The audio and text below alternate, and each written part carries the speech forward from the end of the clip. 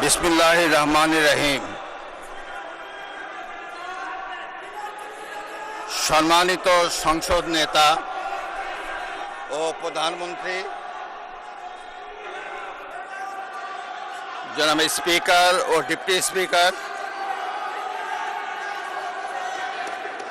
His Excellency's,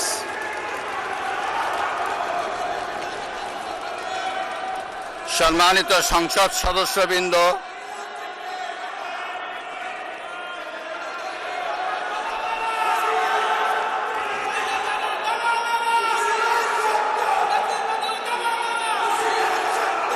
আমন্ত্রিত অতিথিবৃন্দ,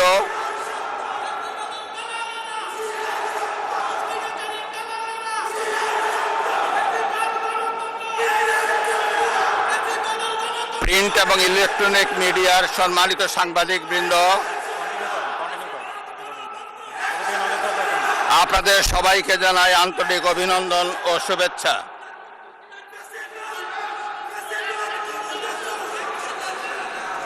জনাব স্পিকার,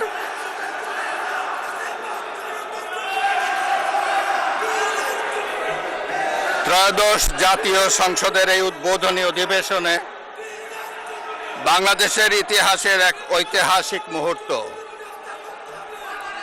হাজারো শহীদের রক্তের সিঁড়ি বেয়ে দীর্ঘ ১.৫ দশকের ফ্যাসিবাদী শাসনের অবসানের পর একটি শান্তিপূর্ণ, অবাধ, সুষ্ঠু ও নিরপেক্ষ নির্বাচনের মাধ্যমে নির্বাচিত প্রতিনিধিদের নিয়ে এই মহান জাতীয় সংসদের যাত্রা শুরু হয়েছে। ত্রয়োদশ জাতীয় সংসদ নির্বাচনে অংশগ্রহণকারী সকল রাজনৈতিক দল এবং এই নির্বাচন আয়োজনের সঙ্গে সংশ্লিষ্ট সকলের প্রতি আন্তরিক অভিনন্দন।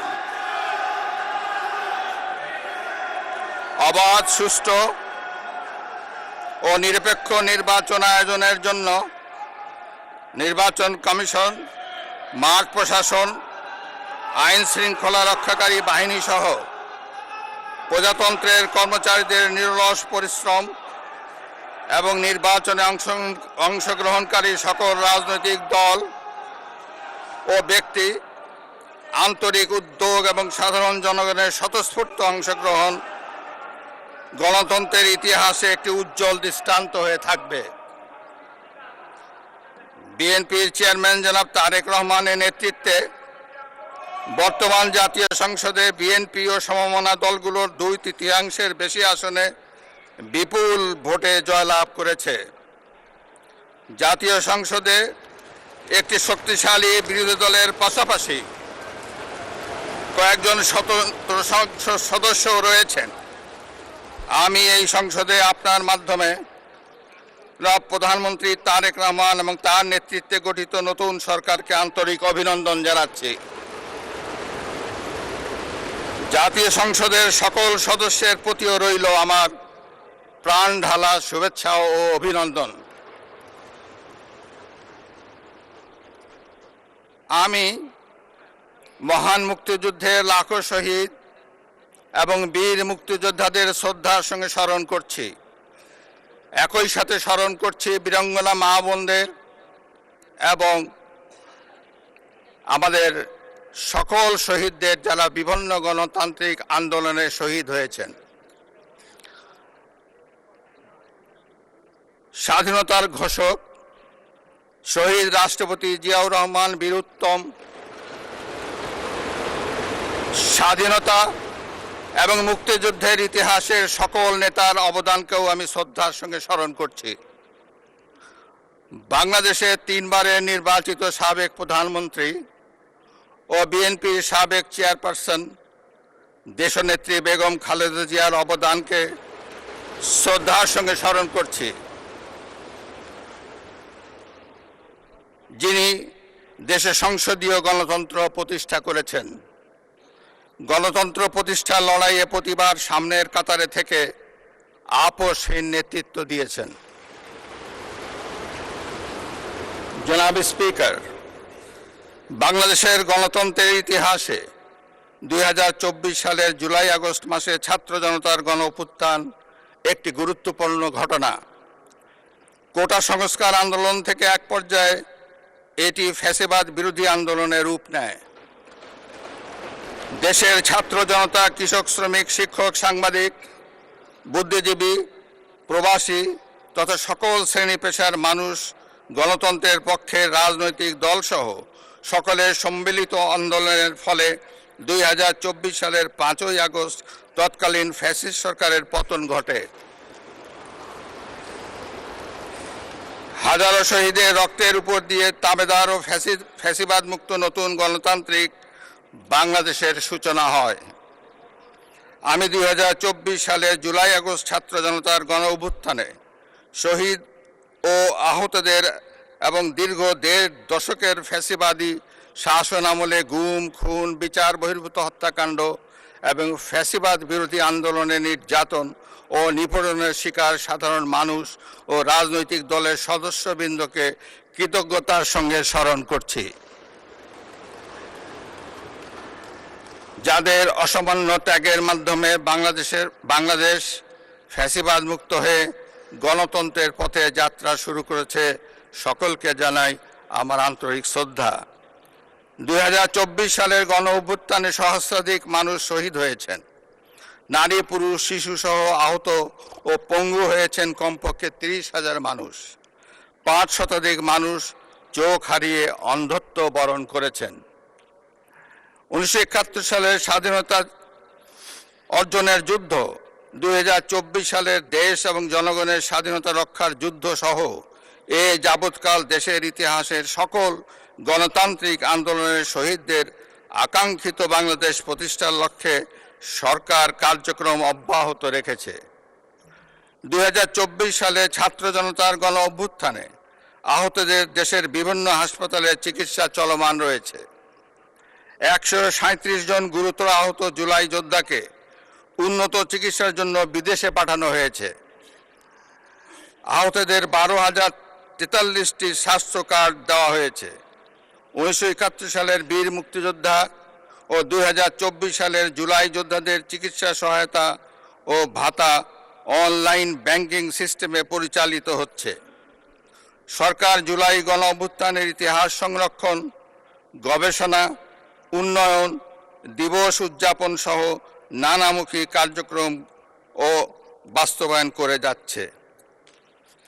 বিশ্ব শিশু দিবস ও শিশু অধিকার সপ্তাহ 2025 উদযাপন উপলক্ষে 2025 সালের 6ই অক্টোবর সরকার জুলাইয়ের গণ অভ্যুত্থানে শিশু শহীদদের 60টি পরিবারকে এককালীন 50,000 টাকা সমমূল্যের প্রাইজ বন্ড এবং সম্মাননা স্মারক প্রদান করেছে। ওসমানী উদ্যানে জুলাই স্মৃতিস্তম্ভ নির্মাণের উদ্যোগ গ্রহণ করা হয়েছে।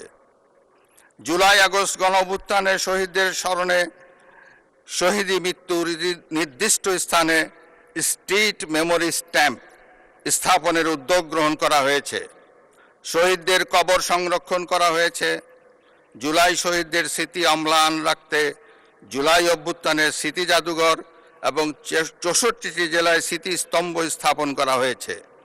জাতীয়ভাবে 36 দিনব্যাপী জুলাই পুনর্জাগরণের অনুষ্ঠানমালা 2025 বাস্তবায়িত হয়েছে।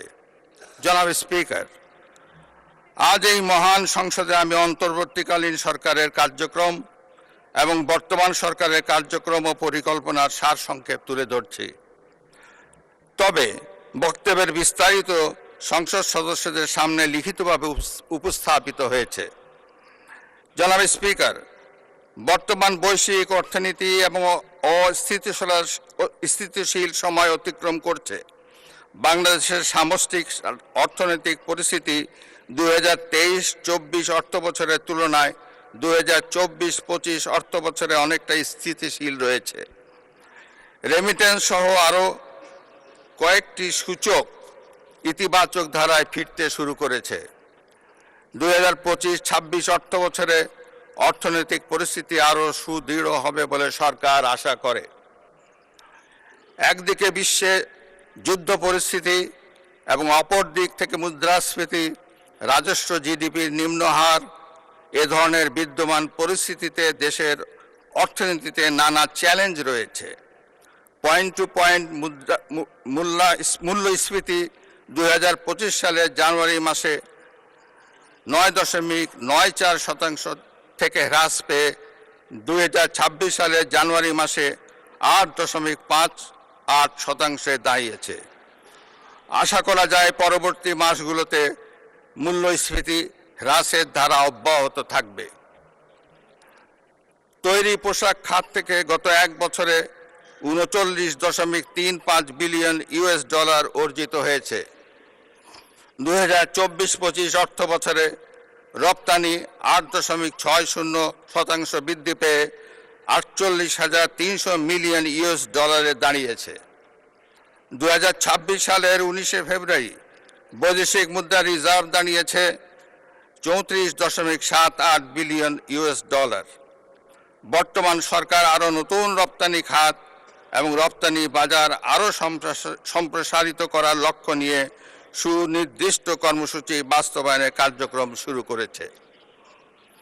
সরকার বাংলাদেশ ব্যাংক, রাষ্ট্রায়ত্ত বেসরকারি ব্যাংক, আর্থিক প্রতিষ্ঠান, বীমা কোম্পানি এবং পুঁজিবাজারের সঙ্গে সমন্বয়ের মাধ্যমে তদারকি কার্যক্রম উন্নতকরণ, আমানতকারীদের সুরক্ষা নিশ্চিতকরণ এবং খেলাপি ঋণ হ্রাসে গুরুত্ব দিয়েছে।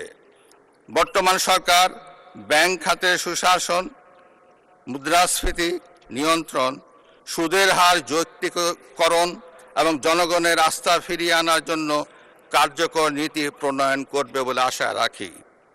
এ লক্ষ্যে অর্থনৈতিক সংস্কার কমিশন গঠন করা হবে।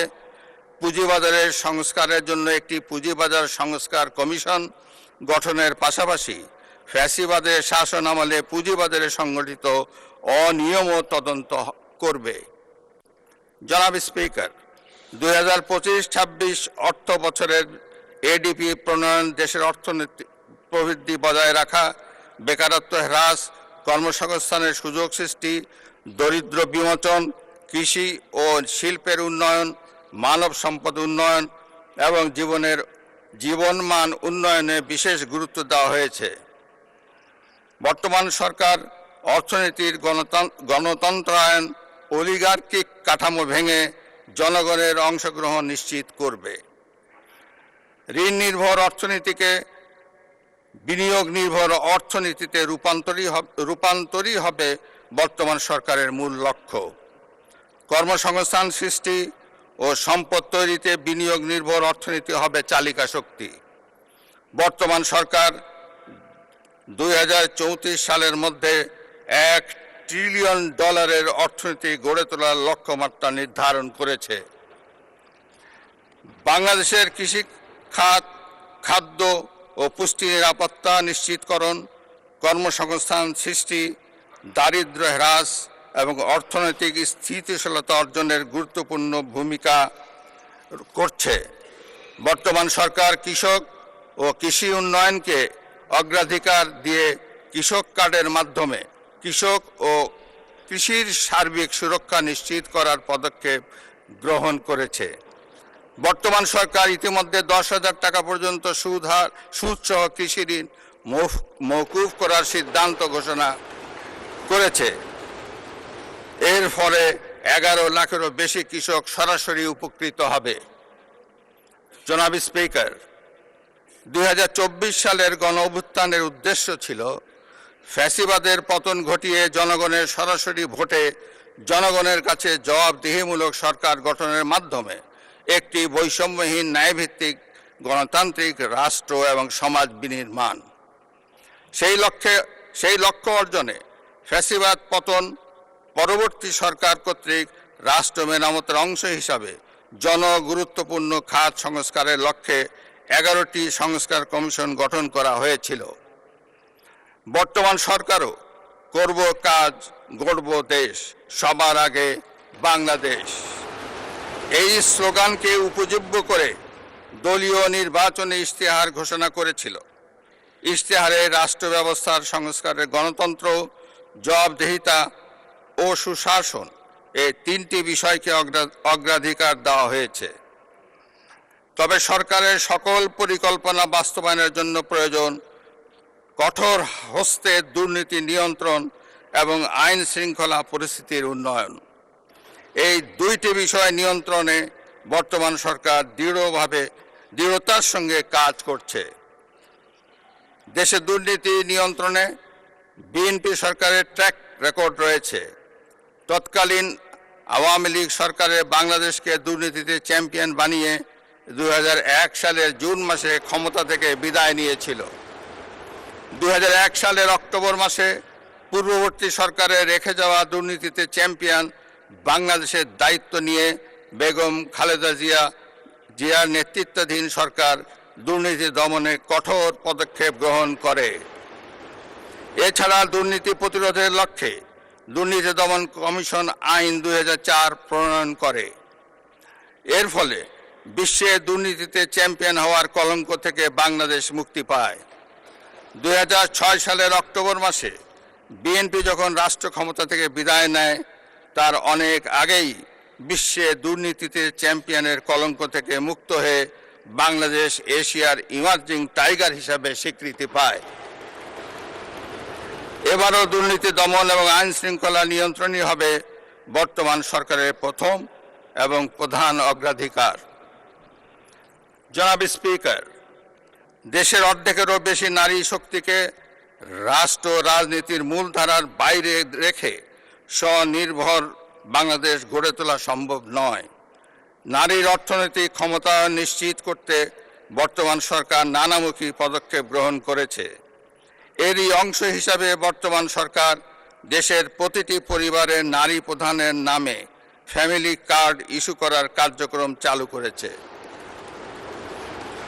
প্রতিটি পরিবারে নারী প্রধানের নামে ফ্যামিলি কার্ড ইস্যু হলেও প্রথম পর্যায়ে প্রান্তিক ও নিম্ন আয়ের পরিবারগুলোকে আত্মনির্ভরশীল হতে ফ্যামিলি কার্ডের মাধ্যমে নগদ 2500 টাকা কিংবা সমপরিমাণ প্রয়োজনীয় খাদ্য সহায়তা দেওয়া হবে। সরকার ইতোমধ্যে দেশের 14টি জেলায় পাইলট প্রকল্প হিসাবে ফ্যামিলি কার্ড চালু করেছে। সহায়তার পরিমাণের চেয়েও এই ফ্যামিলি কার্ডকে সরকার নারীর অর্থনৈতিক ক্ষমতায়নের প্রতীক হিসাবে বিবেচনা করছে। সরকার দেশের দুর্যোগ ব্যবস্থাপনা পদ্ধতিকে শক্তিশালী করার লক্ষ্যে সংস্কার সহ বিভিন্ন কর্মসূচি বাস্তবায়ন করছে, যা সার্বিক ঝুঁকি হ্রাস ব্যবস্থাপনা উত্তরণে সহায়তা করছে। উক্ত কার্যক্রমগুলোর মধ্যে রয়েছে গ্রামীণ রাস্তায় 15 মিটার দৈর্ঘ্য পর্যন্ত সেতু, কালভার্ট নির্মাণ, বন্যা আশ্রয় কেন্দ্র ও বহুমুখী ঘূর্ণিঝড় আশ্রয় কেন্দ্র নির্মাণ, অতি দরিদ্রদের জন্য কর্মসৃজন কর্মসূচি, হেরিংবন্ড রাস্তা নির্মাণ, বহুমুখী উদ্ধার ও অনুসন্ধান কাজের জন্য যন্ত্রপাতি, নৌযান সংগ্রহ, পরিচালনা ও রক্ষণাবেক্ষণ, টিআর, কাবিটা, সিপিপি কর্মসূচি এবং শরণার্থী বিষয়ে কার্যক্রম হাতে নিয়েছে। সরকার দরিদ্র বিমোচন, সামাজিক সুরক্ষা ও অন্তর্ভুক্তিমূলক উন্নয়নের উপর বিশেষ গুরুত্ব দিয়ে আসছে।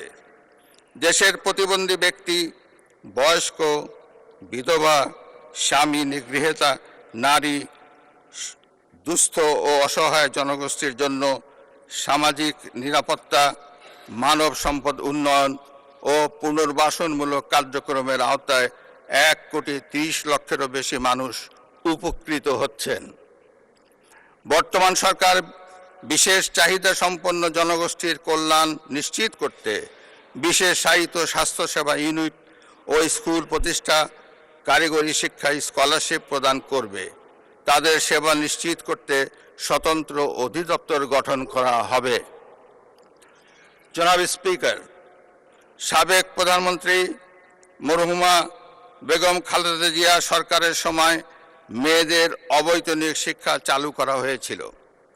একই ধারাবাহিকতায় দেশে নারী শিক্ষার প্রসারে দ্বাদশ শ্রেণী পর্যন্ত মেয়েদের শিক্ষা অবৈতনিক এবং স্নাতক পাস ও সমমান অর্থ পর্যন্ত উপবৃত্তি কার্যক্রম চালু রয়েছে। একই ধারাবাহিকতায় বর্তমান সরকার নারীদের জন্য স্নাতকোত্তর পর্যায়েও অবৈতনিক শিক্ষার সুযোগ সৃষ্টির পরিকল্পনা গ্রহণ করেছে। সারা দেশে নারীদের মধ্যে ক্ষুদ্র ঋণ কার্যক্রম পরিচালনার জন্য 1976 সালে গঠিত মহিলা ও শিশু বিষয়ক মন্ত্রণালয়ের আওতায় জাতীয় মহিলা সংস্থার মাধ্যমে ক্ষুদ্র ঋণ কার্যক্রমের আওতায় আর্থিক সঙ্গতিহীন নারীদের এককভাবে 25,000 টাকা থেকে 75,000 টাকা এবং দলগতভাবে 1 লক্ষ টাকা থেকে 2 লক্ষ টাকা পর্যন্ত ঋণ বিতরণ কার্যক্রম চালু রয়েছে। জাতীয় মহিলা সংস্থার নারী নির্যাতন প্রতিরোধ সেল এর মাধ্যমেও বিভিন্ন ইস্যুতে নির্যাতিত নারীদের বিনা খরচে আইনগত সহায়তা কার্যক্রম অব্যাহত রয়েছে। এসব কার্যক্রম অব্যাহত রাখার পাশাপাশি নারীদের আত্মনির্ভরশীল করে তুলতে বর্তমান সরকার ফ্যামিলি কার্ড প্রবর্তন ছাড়াও আরও কিছু কার্যক্রম চালু করেছে। জনাব স্পিকার, পরিবেশ দূষণ ও জলবায়ু পরিবর্তনের অভিঘাত মোকাবেলায় সরকার নিরলসভাবে কাজ করে যাচ্ছে। বর্তমান সরকার আগামী 5 বছরে স্বেচ্ছাশ্রম ও সরকারি উদ্যোগে সারা দেশে 25 কোটি বৃক্ষরোপণ ও সবুজ কর্মসংস্থানের সৃষ্টি কাজ শুরু করেছে। প্রতি বছর 5 কোটি বৃক্ষরোপণের পরিকল্পনা বাস্তবায়নের কাজ ইতিমধ্যে শুরু হয়েছে।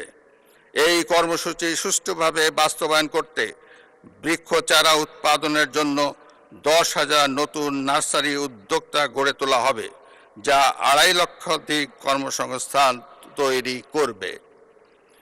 2025 সালের জানুয়ারি মাস থেকে দেশের সকল ভূমি সেবা একটি সমন্বিত ডিজিটাল প্ল্যাটফর্মে অন্তর্ভুক্ত করা হয়েছে। ল্যান্ড সার্ভিস গেটওয়ে, ই-মিউটেশন সিস্টেম, ভূমি উন্নয়ন কর সিস্টেম, ভূমি রেকর্ড ও ম্যাপ ব্যবস্থাপনা সিস্টেম এবং ভূমি প্রশাসন ব্যবস্থাপনা সিস্টেম সমূহের দ্বিতীয় ভার্সন শুরু করা হয়েছে।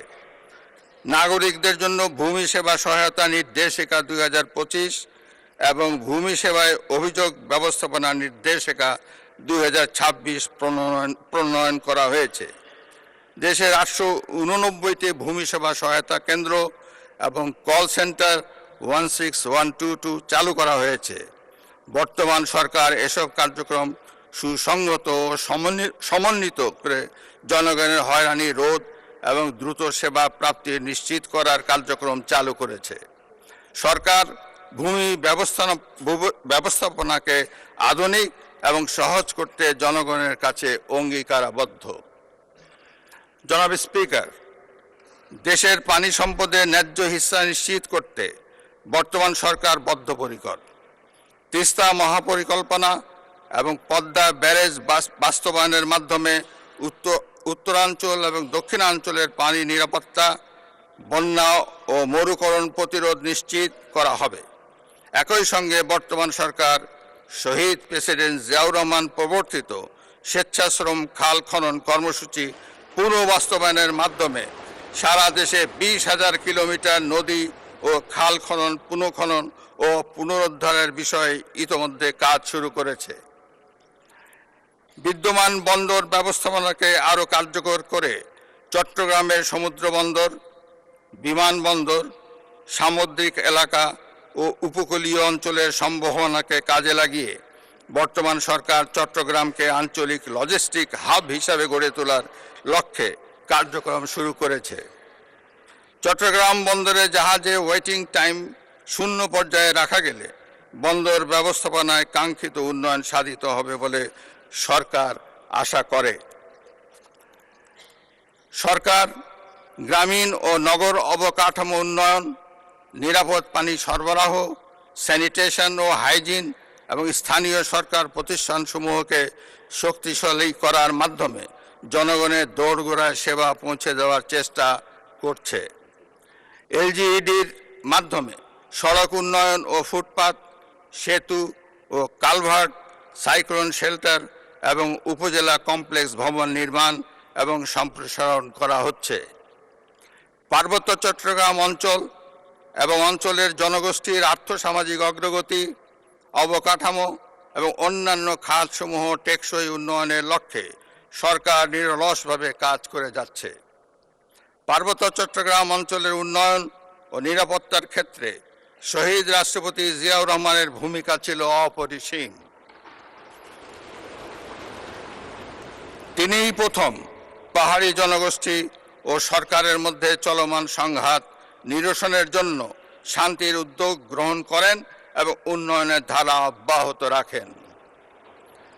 জনাব স্পিকার, 1978 সালে প্রতিষ্ঠিত যুব উন্নয়ন অধিদপ্তর প্রতিষ্ঠার পর থেকে যুব উন্নয়নে, বিশেষ করে যুবাদের আত্মকর্মসংস্থান সৃষ্টিতে গুরুত্বপূর্ণ কার্যক্রম বাস্তবায়ন করে চলেছে। বিদ্যমান কর্মসূচি ছাড়াও বর্তমান সরকার সকল মহানগর ও সারা দেশে যুব উন্নয়নে কর্মসংস্থান প্রশিক্ষণ সহ বিস্তারিত কার্যক্রম বাস্তবায়ন শুরু করেছে। বিভিন্ন আর্থসামাজিক কর্মসূচি ছাড়াও ক্রীড়াকে পেশা হিসাবে প্রতিষ্ঠিত করতে বর্তমান সরকার ফুটবল, ক্রিকেট, দাবা, সাঁতার, ক্যারাটে, ভলিবল, ব্যাডমিন্টন, অ্যাথলেটিক্স সহ বিভিন্ন খেলাধুলাকে একাডেমিক কারিকুলামে একটি আলাদা বিষয় হিসাবে অন্তর্ভুক্ত করার সিদ্ধান্ত নিয়েছে এবং সারা দেশে নতুন 20 স্পোর্টস কর্মসূচির মাধ্যমে প্রতিভা অন্বেষণের কার্যক্রম শুরু হয়েছে। প্রায় 2 দশক ধরে আমাদের দেশের সাংস্কৃতিক অঙ্গনে সীমাহীন অধোগতি হয়েছে। সংস্কৃতির নামে নানা প্রবণতা দেশের মানুষের চেতনা ও মননে যে ক্ষতির সৃষ্টি করেছে তা খুবই উদ্বেগের বিষয়। এই সংকট দেশের ভাষা, সংস্কৃতি ও কৃষ্টিকে বিপন্ন করে তুলেছে। এই সমস্যাকে বর্তমান সরকার বিবেচনায় নিয়েছে এবং সুস্থ ও সাবলীল গণতান্ত্রিক সংস্কৃতি বজায় রাখতে নানা গুরুত্বপূর্ণ কর্মসূচি হাতে নিয়েছে, যা বাংলাদেশে নতুন চেতনার উন্মেষ ঘটাবে। জনাব স্পিকার, সরকারি ও বেসরকারি ব্যবস্থাপনায় 2026 সালে মোট 78,500 জন হজযাত্রী হজ পালন করবেন। হজ যাত্রীদের ফ্লাইট খরচ কমানোর জন্য বর্তমান সরকার উদ্যোগ নিয়েছে। একই সঙ্গে সমাজের প্রতিটি শ্রেণী পেশার মানুষের জীবনমান উন্নয়নে বর্তমান সরকার সাধ্যমতো আর্থিক সহায়তা কার্যক্রম হাতে নিয়েছে।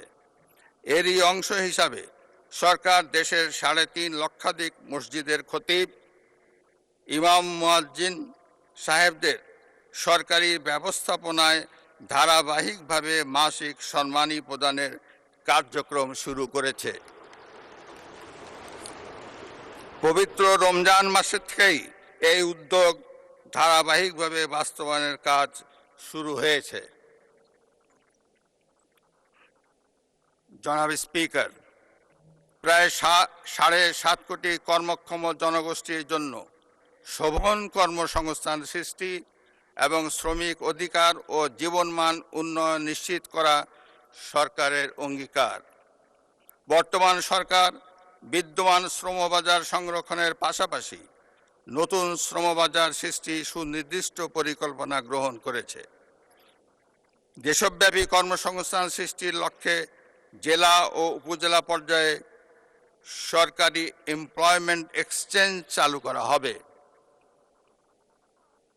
বিদেশে কর্মসংস্থানের জন্য ভাষা ও দক্ষতা প্রশিক্ষণ, চাহিদাভিত্তিক ও যুগোপযোগী শিক্ষা, উচ্চশিক্ষা প্রতিষ্ঠানে প্রশিক্ষণ ও ক্যারিয়ার সেন্টার স্থাপন করা হবে। দেশে বিদেশে প্রবাসীদের স্বার্থ সংশ্লিষ্ট তথ্য এবং নির্দেশনা সম্বলিত প্রবাসী কার্ড চালু করা হবে। 2025 সালে প্রবাসী কল্যাণ ও বৈদেশিক কর্মসংস্থান মন্ত্রণালয়ের মাধ্যমে বিদেশে প্রেরিত কর্মীর সংখ্যা 11,31,000। বর্তমান সরকার 5 বছরে 1 কোটি জনশক্তি বিদেশে পাঠানোর লক্ষ্যমাত্রা নির্ধারণ করেছে। উপজেলায় তালিকাভুক্তদের প্রশিক্ষণ, ভাতা প্রদান ও দরিদ্রদের ন্যূনতম খরচে প্রবাসে প্রেরণ করা হবে। চাকরি নিয়ে বিদেশে যাওয়ার পথ সুগম করতে সংশ্লিষ্টদের প্রয়োজন অনুযায়ী সর্বোচ্চ 10 লাখ টাকা পর্যন্ত সহজ শর্তে ঋণ প্রদান করা হবে। জনাব স্পিকার, বর্তমানে মাতৃ শিশু মৃত্যু হ্রাস পেয়ে গড় আয়ু ৭২.৪ বছর উন্নতি হয়েছে। সেই ধারাবাহিকতায় বর্তমান সরকার স্বাস্থ্য খাতে দুর্নীতি, অপচয় ও অবহেলা রোধ করে গণমুখী স্বাস্থ্য সচেতনতা ও স্বাস্থ্যসেবা কার্যক্রম জোরদারের কাজ শুরু করা হয়েছে। স্বাস্থ্য খাতে সরকারের পর্যায়ক্রমে জিডিপির ৫% বরাদ্দের প্রতিশ্রুতি রয়েছে। নাগরিক স্বাস্থ্য পরিষেবার ক্ষেত্রে বর্তমান সরকার প্রিভেনশন ইজ বেটার দ্যান কিউর নীতি অবলম্বন করেছে। এরই অংশ হিসাবে সরকার সারা দেশে পর্যায়ক্রমে ১ লাখ হেলথ কেয়ারার নিয়োগ করতে যাচ্ছে। এর মধ্যে ৮০% হেলথ কেয়ারার হবেন নারী। জনাব স্পিকার, সরকার একটি অন্তর্ভুক্তিমূলক মানসম্মত ও প্রযুক্তি নির্ভর শিক্ষা ব্যবস্থা গড়ে তুলতে সংস্কার, পাঠ্যক্রম হালনাগাদ, সময়মতো পাঠ্যপুস্তক বিতরণ, শিক্ষক নিয়োগ ও প্রশিক্ষণ, অনলাইনে বেতন ভাতা ও উপবৃত্তি প্রদান এবং অবকাঠামো উন্নয়ন করেছে। বর্তমান সরকার স্কুল পর্যায় থেকেই এমন একটি নৈতিক মানসম্পন্ন কর্মমুখী শিক্ষা ব্যবস্থা প্রণয়ন করতে চায়, যেখানে শিক্ষিত বেকার জনগোষ্ঠী তৈরি হবে না। কোনো কারণে শিক্ষাবর্ষের যে কোনো পর্যায় থেকে কোনো শিক্ষার্থী ড্রপ আউট হয়ে গেলেও যাতে বেকার থাকতে না হয়, সেটি মাথায় রেখেই ব্যবহারিক এবং কারিগরি শিক্ষাকে প্রাধান্য দিয়ে শিক্ষা কারিকুলাম সংস্কারের উদ্যোগ নিয়েছে। One teacher one tab, multimedia classroom, learning with happiness, বাধ্যতামূলক তৃতীয় ভাষা শিক্ষা, সবার জন্য কারিগরি শিক্ষা, ক্রীড়া ও দেশীয় সংস্কৃতি শিক্ষায় গুরুত্ব আরোপ করা হবে।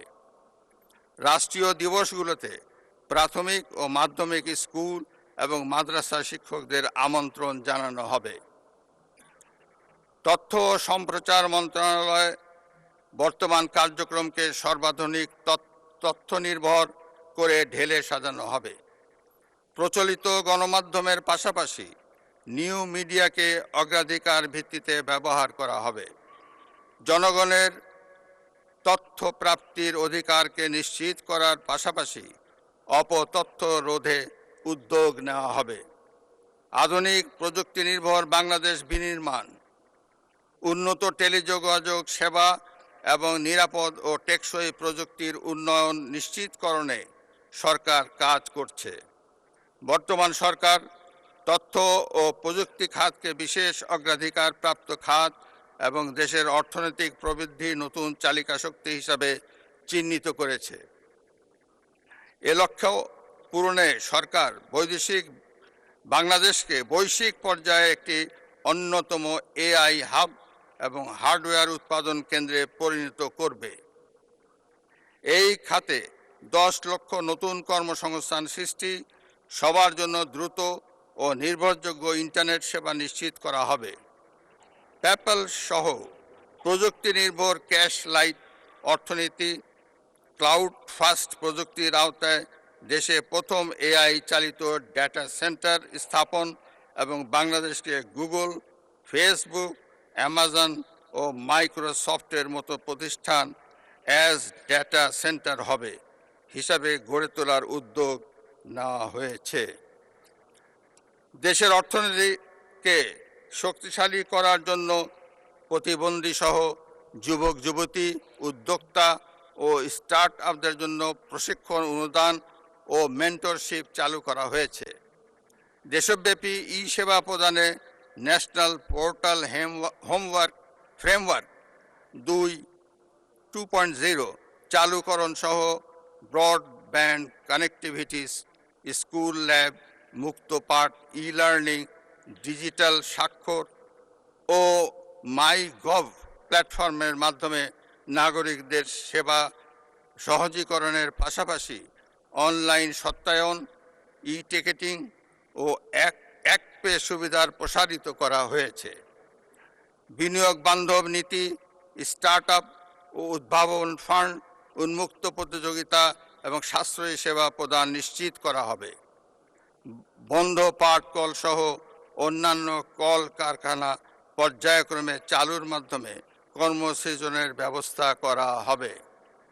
জনাব স্পিকার, দেশের জ্বালানি নিরাপত্তা নিশ্চিতকরণ, জীবাশ্ম জ্বালানি সহ আমদানি ভিত্তিক জ্বালানির উপর নির্ভরশীলতা হ্রাস করে নবায়নযোগ্য জ্বালানি হতে বিদ্যুৎ উৎপাদন বৃদ্ধির উপর সরকার গুরুত্ব আরোপ করেছে। বর্তমান সরকার বিদ্যুৎ ও জ্বালানি খাত উন্নয়নে উৎপাদন ও সঞ্চালন সক্ষমতা বৃদ্ধি কল্পে 2030 সালের মধ্যে বিদ্যুৎ উৎপাদন ক্ষমতা 35,000 মেগাওয়াটে উন্নীত করা এবং সঞ্চালন লাইন 25,000 সার্কিট কিলোমিটারে সম্প্রসারণ করা হবে। 2026 সালে 31টি কূপ খননের মাধ্যমে গ্যাস উৎপাদন বৃদ্ধি করে 327 মিলিয়ন ঘনফুট গ্যাস জাতীয় গ্রিডে সংযুক্ত করা হবে। উৎপাদন বণ্টনে চুক্তির আওতায় স্থলভাগ ও সমুদ্র অঞ্চলে তেল গ্যাস অনুসন্ধানের লক্ষ্যে শীঘ্রই বিডিং রাউন্ড আহ্বান করা হবে।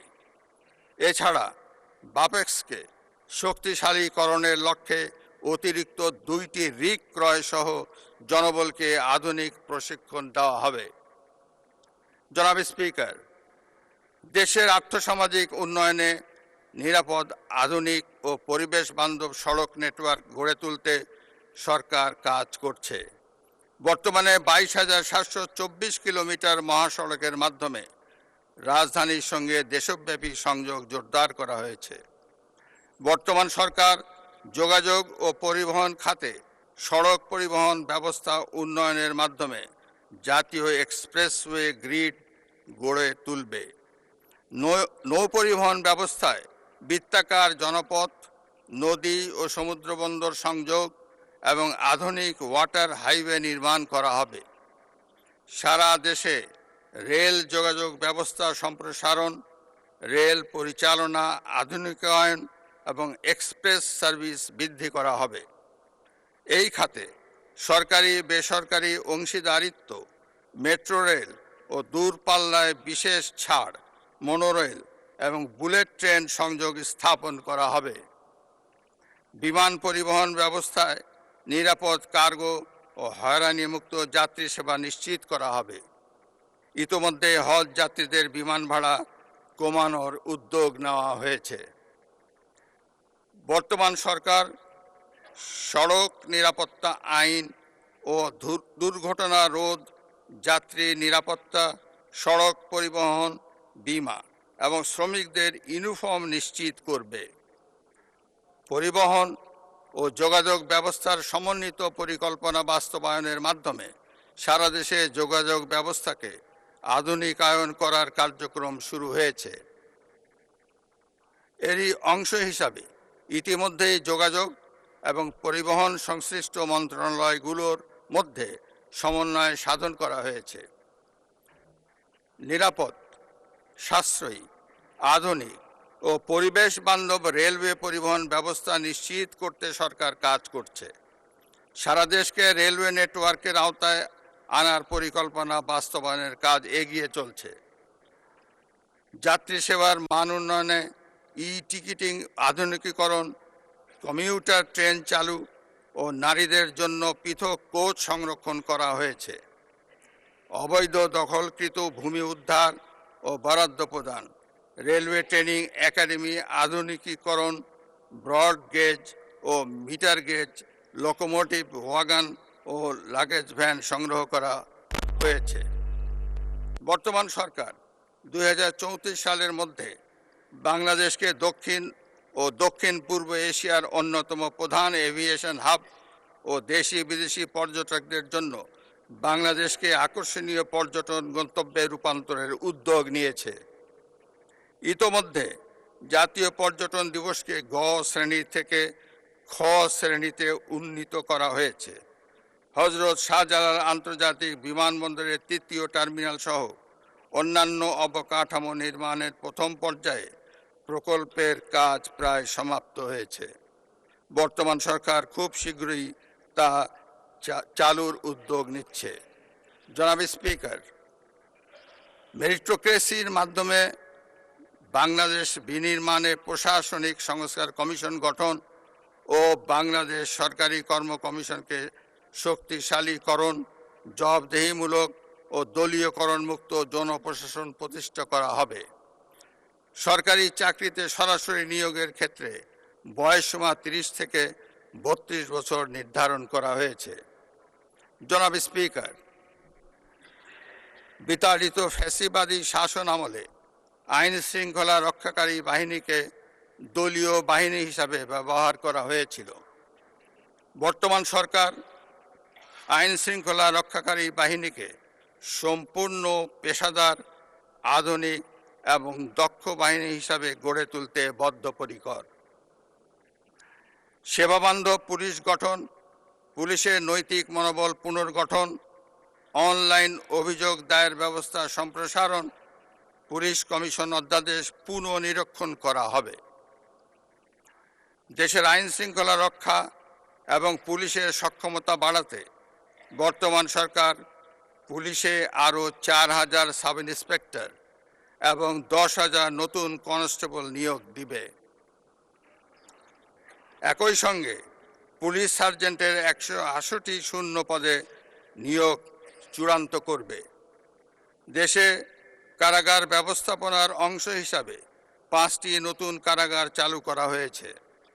প্রযুক্তি নির্ভর ব্যবস্থাপনা, 16191 কল সেন্টার, ডিজিটাল বন্দি ব্যবস্থাপনার উদ্যোগ নেওয়া হয়েছে। আইন শৃঙ্খলার উন্নয়ন বর্তমান সরকারের সর্বোচ্চ অগ্রাধিকার। দেশের প্রতিটি নাগরিক যাতে ঘরে বাইরে শান্তি, স্বস্তি এবং নিরাপত্তা বোধ করেন, এটি নিশ্চিত করার লক্ষ্যেই সরকার সকল কার্যক্রম বাস্তবায়ন করছে। সারা দেশে আইন শৃঙ্খলা অবনতির অন্যতম কারণ হিসাবে বর্তমান সরকার অনলাইন জুয়া সহ সকল ধরনের জুয়া এবং মাদকের বিস্তারকে চিহ্নিত করেছে। ফলে জুয়া এবং মাদক নিয়ন্ত্রণে বর্তমান সরকার সারা দেশে বিশেষ অভিযান পরিচালনা শুরু করেছে। একই সঙ্গে অবৈধ অস্ত্র, গোলাবারুদ, ধারালো অস্ত্র ও হাতবোমা উদ্ধার এবং অপরাধীদের গ্রেপ্তার অভিযান চলবে। এছাড়া চিহ্নিত চাঁদাবাজ ও সন্ত্রাসীদের বিরুদ্ধে সুপরিকল্পিত অভিযান পরিচালনার উদ্যোগ নেওয়া হবে। জনাব স্পিকার, জুলাই আগস্ট 2024 পরবর্তী সময়ে বাংলাদেশ সেনাবাহিনী আইন শৃঙ্খলা রক্ষা, নির্বাচন সহায়তা, বন্যার্তদের উদ্ধার ও পুনর্বাসনে গুরুত্বপূর্ণ ভূমিকা পালন করেছে। পার্বত্য অঞ্চল ও জোরপূর্বক বাস্তুচ্যুত মিয়ানমারের নাগরিকদের ক্যাম্পে নিরাপত্তা নিশ্চিতের সুদূর প্রসারী ভূমিকা রাখছে। জাতিসংঘ শান্তিরক্ষা মিশনে দক্ষতার সঙ্গে অংশগ্রহণ করে দেশের ভাবমূর্তি উজ্জ্বল করেছে এবং আন্তর্জাতিক ক্রীড়াক্ষেত্রেও তাদের সফলতা উল্লেখযোগ্য। বর্তমান সরকার মনে করে সুশৃঙ্খল, রাজনীতিমুক্ত ও যুগ উপযোগী সক্ষমতায় গড়ে ওঠা প্রতিরক্ষা বাহিনী কেবল দেশকে নিরাপদ রাখতে পারে। ফলে প্রতিরক্ষা ব্যবস্থা জোরদারে সুশৃঙ্খল ও আধুনিক সশস্ত্র বাহিনী গড়ে তুলে চতুর্মাত্রিক সক্ষমতা ও বিশ্বাসযোগ্য প্রতিরোধ ক্ষমতা নিশ্চিত করা হবে। বর্তমান সরকার একটি জাতীয় নিরাপত্তা কৌশল প্রণয়ন করবে। এতে মাল্টি ডোমেইন যুদ্ধ ক্ষমতা, স্থল, নৌ ও বিমান বাহিনীর শক্তিমত্তা এবং দেশীয় প্রযুক্তিগত সক্ষমতা বৃদ্ধিতে অগ্রাধিকার দেওয়া হবে। সন্ত্রাসবাদ, চরমপন্থা ও উগ্রবাদের বিরুদ্ধে শূন্য সহনশীলতার নীতিতে কঠোর অবস্থান গ্রহণ করে জাতীয় ঐক্যমত্য গড়ে তোলা হবে এবং আইনগত ব্যবস্থার পাশাপাশি সামাজিক ও প্রতিরোধমূলক কৌশল বাস্তবায়নের মাধ্যমে এসব হুমকি সম্পূর্ণরূপে দমন করা হবে।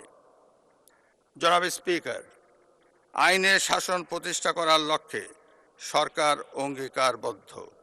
বর্তমান সরকার বিচার বিভাগের কার্যক্রম, স্বাধীনতা নিশ্চিতকরণ, মামলার জট হ্রাস ও বিচার প্রাপ্তি, হয়রানি মুক্তিকরণ, দুর্নীতিমুক্তকরণে বিচার সেবা আধুনিকীকরণ, বিচারপতি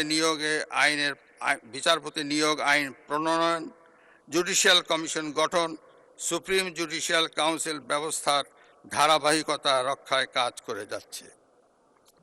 জনাব স্পিকার, ফ্যাসিবাদ মুক্ত বাংলাদেশে বর্তমান সরকারের পররাষ্ট্র নীতির মূল দর্শন সবার আগে বাংলাদেশ।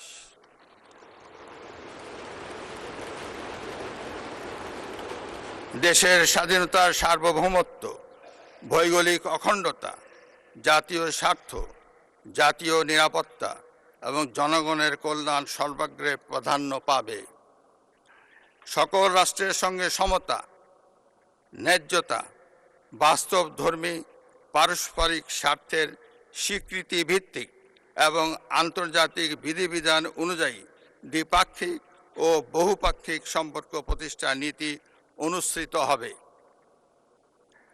বাংলাদেশ অন্য কোনো রাষ্ট্রের আভ্যন্তরীণ বিষয়ে হস্তক্ষেপ করবে না এবং অন্য কোনো রাষ্ট্রকেও বাংলাদেশের আভ্যন্তরীণ বিষয়ে হস্তক্ষেপ করতে দেবে না।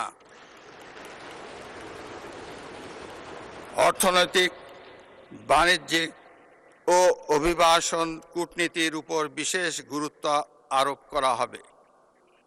রপ্তানি বৈচিত্র্য বৃদ্ধি, নতুন বাজার অনুসন্ধান এবং শুল্ক ও বাণিজ্য সুবিধা রক্ষায় কার্যকর কূটনীতি গ্রহণ করা হবে। জনাব স্পিকার, ফ্যাসিবাদী শাসন আমলে সাংবিধানিক প্রতিষ্ঠান নির্বাচন কমিশনের প্রতি জন আস্থা শূন্যের কোঠায় নামিয়ে আনা হয়েছিল। ত্রয়োদশ জাতীয় নির্বাচনের মাধ্যমে নির্বাচন কমিশনের প্রতি জনগণের আস্থা ফিরে এসেছে। নির্বাচন কমিশন যাতে জনগণের আস্থা ও বিশ্বাসে বলীয়ান থাকতে পারে, বর্তমান সরকার আগামী দিনের নির্বাচনী কার্যক্রমে সেটি সমুন্নত রাখবে। নির্বাচন কমিশনের মতো দেশের প্রতিষ্ঠানগুলো যাতে আইন অনুযায়ী স্বাধীনভাবে নিজেদের কার্যক্রম পরিচালনা করতে পারে, বর্তমান সরকার সেটি নিশ্চিত করবে। জনাব স্পিকার, জনগণের রাজনৈতিক এবং অর্থনৈতিক ক্ষমতায়ন ছাড়া দেশের টেকসই উন্নয়ন সম্ভব নয়। রাষ্ট্র পরিচালনার সকল কার্যক্রমে জনগণের গণতান্ত্রিক অধিকার প্রতিষ্ঠা ও চর্চার ক্ষেত্রে বর্তমান সরকার প্রতিশ্রুতিবদ্ধ। একটি ভঙ্গুর অর্থনৈতিক পরিস্থিতির মধ্য দিয়ে সরকার একটি ন্যায়ভিত্তিক, মানবিক, স্বনির্ভর ও গণতান্ত্রিক বাংলাদেশ প্রতিষ্ঠার পথে এগিয়ে চলছে। এক্ষেত্রে নবগঠিত সরকারের সামনে দারিদ্র্য বিমোচন, দুর্নীতি দমন ও আইন শৃঙ্খলা নিয়ন্ত্রণই বিরাট চ্যালেঞ্জ। পথ কঠিন হলেও রাজনৈতিক সদিচ্ছা থাকলে এই বাধা অতিক্রম কখনোই অসম্ভব নয়। ব্যক্তির চেয়ে দল বড়, দলের চেয়ে দেশ বড়, এই বিশ্বাসে উদ্বুদ্ধ হয়ে সবাই মিলেমিশে ঐক্যবদ্ধভাবে কাজ করলে আমরাই ভবিষ্যৎ প্রজন্মের জন্য একটি নিরাপদ বাংলাদেশ গঠন করতে সক্ষম হব ইনশাআল্লাহ। জনাব স্পিকার, আপনাকে ও আপনার মাধ্যমে প্রিয় দেশবাসীকে এবং ত্রয়োদশ জাতীয় সংসদের সকল সদস্যকে আবারও জানাই আন্তরিক ধন্যবাদ ও মোবারকবাদ এবং নতুন সংসদের সাফল্য কামনা করে আমি আমার বক্তব্য শেষ করছি।